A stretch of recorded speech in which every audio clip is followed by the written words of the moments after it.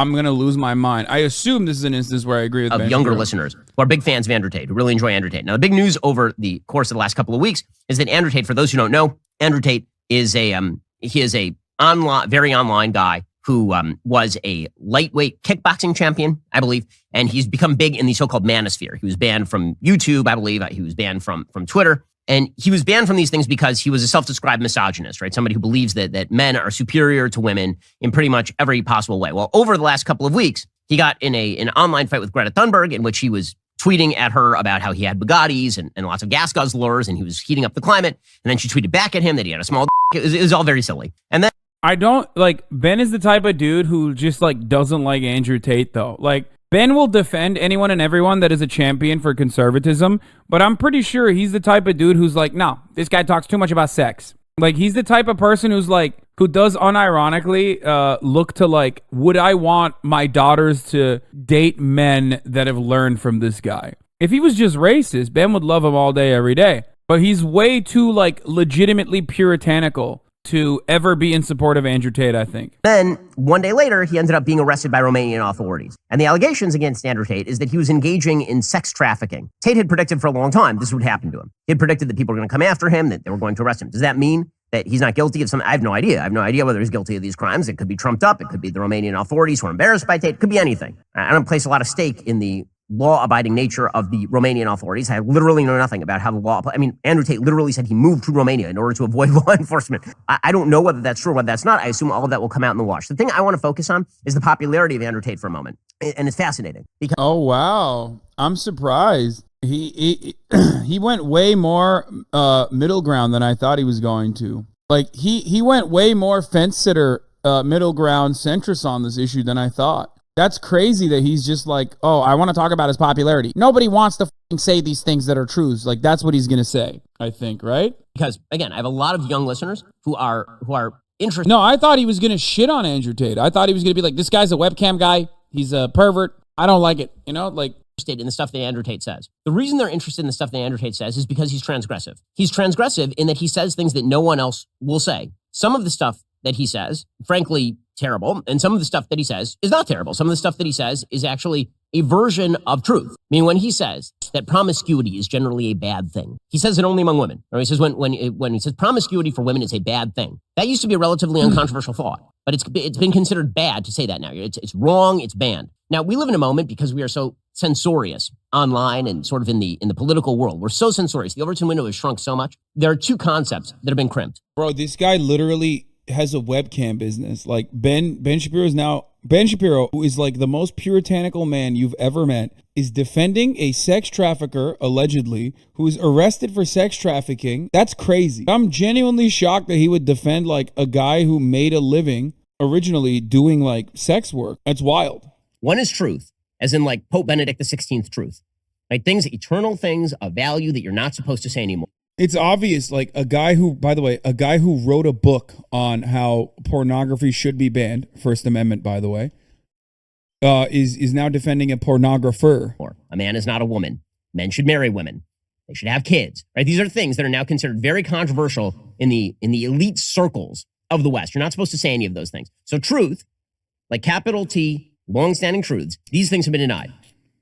And then there's also been stuff that's been denied that's just kind of garbage, like stuff that's not nasty to say or yucky. And so what's been crimped is courage, right? People are afraid to say the truth, and they're also afraid to say their opinion because they lack courage, because the social sanctions are so strong. And so because the social sanctions are so strong, and because they go beyond just crimping the truth, they go to crimping pretty much everybody's feeling that they can even say anything, their opinion, jokes. Because of all of that, courage is now held in higher value than truth itself.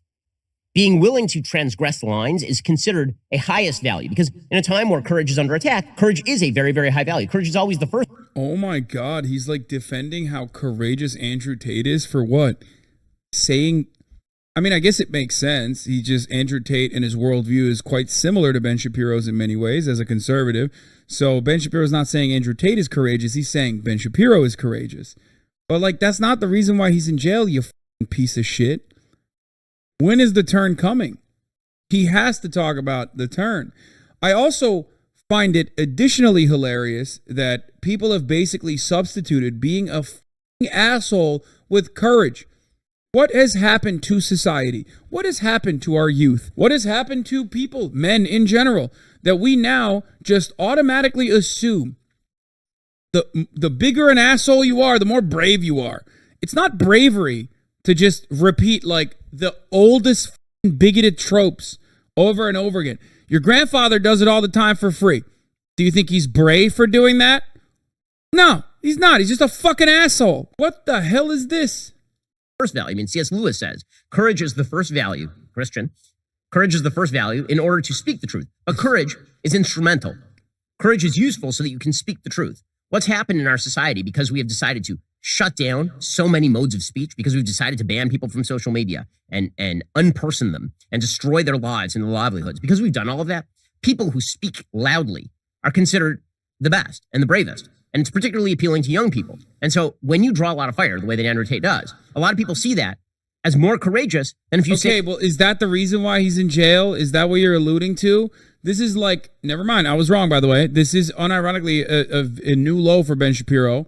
I was wrong. I thought that Ben Shapiro is the type of dude who would not defend Andrew Tate and not make like the most psychotic...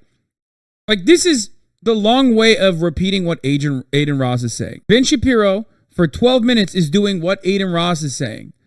You know what I mean? With the exception of like asking Donald Trump to pardon Andrew Tate in Romania or some shit. Like, this is exactly what all the incels in Andrew Tate's fan base say.